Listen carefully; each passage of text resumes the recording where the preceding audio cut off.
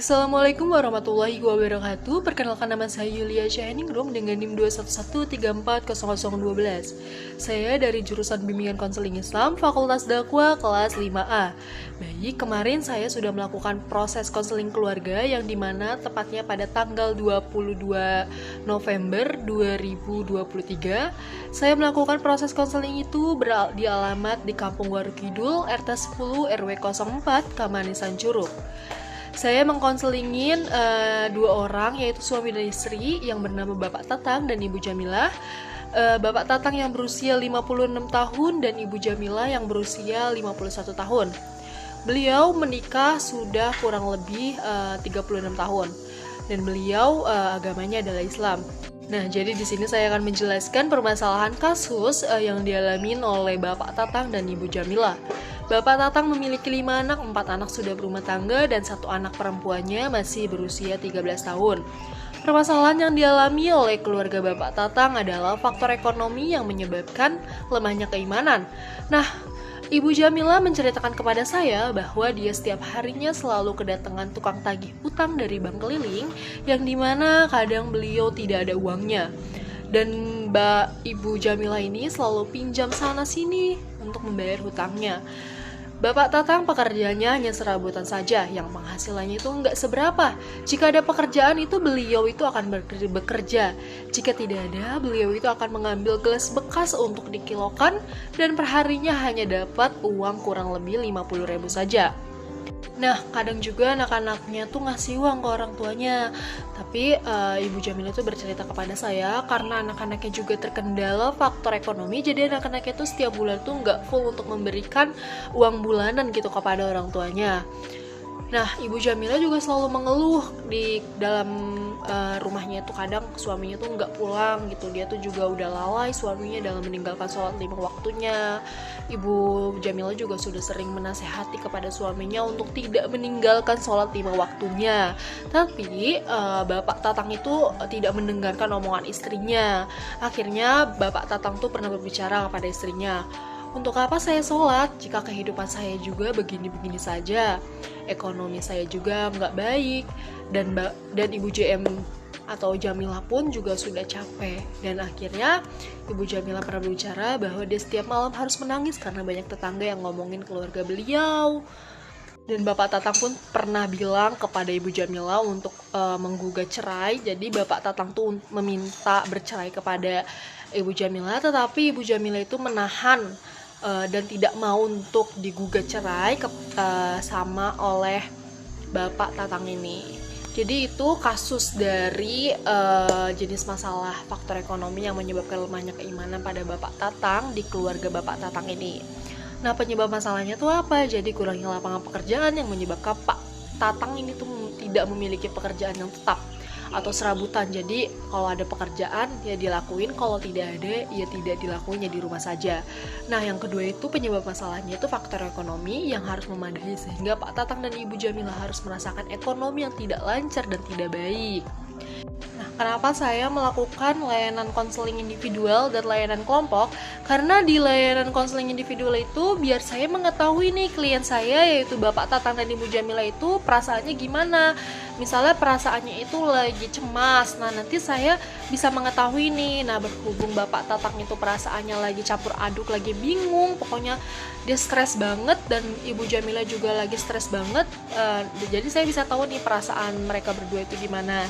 Selanjutnya, setelah melakukan sesi pertama yaitu layanan konseling individual, saya melakukan sesi kedua yaitu layanan kelompok, yang dimana itu tuh untuk dua orang yaitu suami dan istrinya itu saya konselingin nih melalui kelompok, jadi gabungan.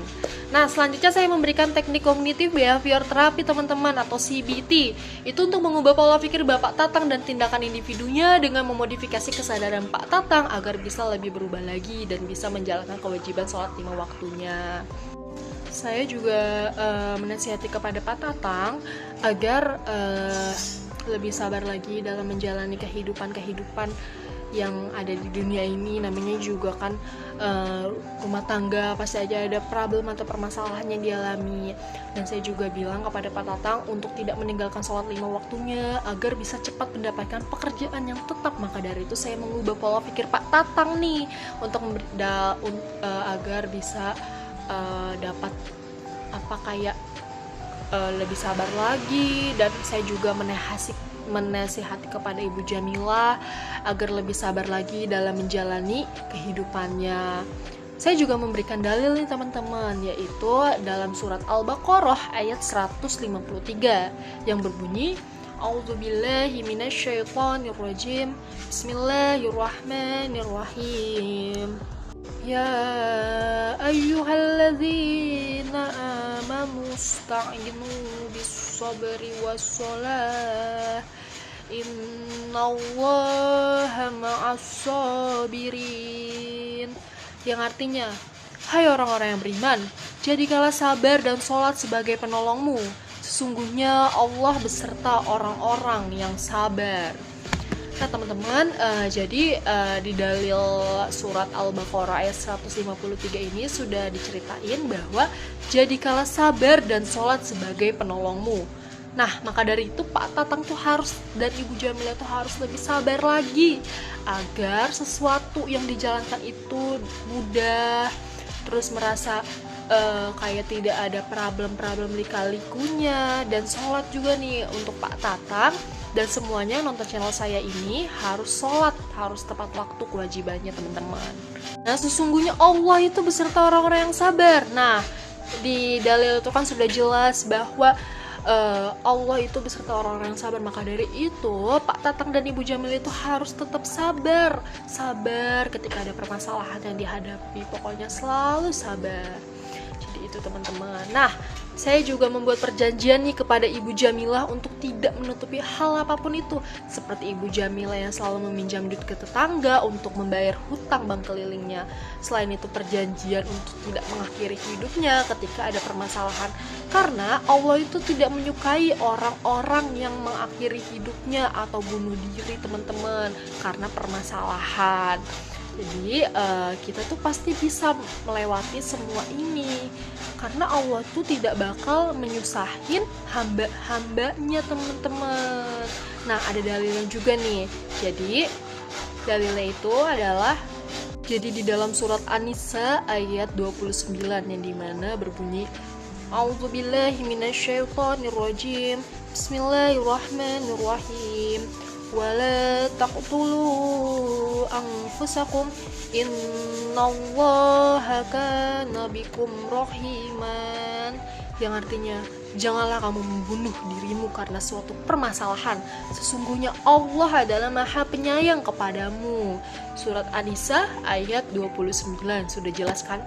Di situ tuh, di surat itu tuh dijelasin jangan kamu membunuh dirimu karena Allah itu Maha Penyayang.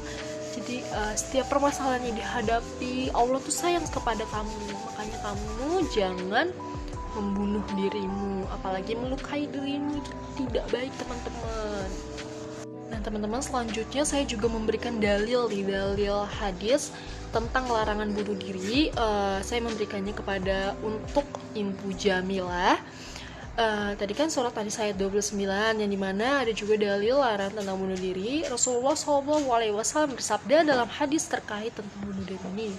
Imam Nawawi melalui Syarah Riyadus Sholihin melampirkan riwayat dari Abu Zaid Sabit bin Dahan Al-Ansari di mana Nabi SAW bersabda, "Wa man qatala nafsahu bi syai'in uzziba bihi yaumal qiyamah." Yang artinya, barang siapa yang membunuh dirinya sendiri dengan sesuatu, maka nanti pada hari kiamat ia akan disiksa dengan sesuatu itu. Hadis riwayat muttafaq alaih. Jadi, teman-teman. Jadi itu dalil tentang larangan bunuh diri. Jadi teman-teman jangan melakukan larangan bunuh diri itu ya. Nah teman-teman, jadi itu rencana bantuan yang saya lakukan ketika melakukan pelaksanaan konseling keluarga kepada Ibu Jamilah dan Bapak Tatang. Nah, selanjutnya saya melakukan wawancara berapa kali. Jadi saya melakukan itu wawancara 2 kali untuk memastikan apakah Bapak Tatang dan Ibu Jamila itu sudah ada sedikit perubahan atau belum ketika saya melakukan rencana bantuan kepada Bapak Tatang dan Ibu Jamila. Nah, saya melakukan wawancaranya itu dimulai pada tanggal 22 November 2023, dilanjut yaitu pada tanggal 24 November 2023. Jadi saya melakukan wawancaranya itu adalah 2 kali. Saya datang ke rumah Bapak Tatang dan Ibu Jamila. Nah, berhubung rumahnya itu deket sama kosan saya, teman-teman. Jadi selanjutnya itu adalah evaluasi, dimana pada saat pelaksanaan bantuan saya mencoba membantu merelaksasikan perasaan yang dirasakan oleh Ibu Jamilah dan Bapak Tatang, dan saya juga mengubah pemikirannya menjadi ke hal yang positif hingga akhirnya Ibu Jamilah dan Bapak Tatang ini menemukan jalan keluarnya, yaitu Ibu Jamilah sudah ada perubahan nih teman-teman untuk mencoba tidak meminjam duit kepada tetangganya lagi ketika ada bang keliling datang, dan Ibu Jamilah juga sudah mulai terbuka nih kepada suaminya yaitu Bapak Tatang, alhamdulillahnya. Dan Bapak Tatang juga udah ada sedikit perubahan untuk memperbaiki sholatnya lagi dan lebih sabar lagi, dan sedang berusaha untuk mencari pekerjaan tetap untuk kehidupan keluarganya nanti, rumah tangganya ini. Nah teman-teman, saya juga sudah mengubah pemikiran Bapak Tatang untuk tidak meminta cerai kepada Ibu Jamilah ketika ada masalah nanti. Ketika ada masalah lagi nih, Bapak Tatang tuh nggak boleh tuh meminta cerai, karena kan saya tadi sudah memberikan dalilnya nih bahwa dilarang banget untuk meminta cerai kepada istri, atau pokoknya Allah tuh tidak menyukai orang yang meminta cerai. Nah teman-teman, jadi itu laporan proses konseling keluarga saya bersama Bapak Tatang dan Ibu Jamila. Kurang lebihnya mohon maaf. Wassalamualaikum warahmatullahi wabarakatuh. Dadah teman-teman.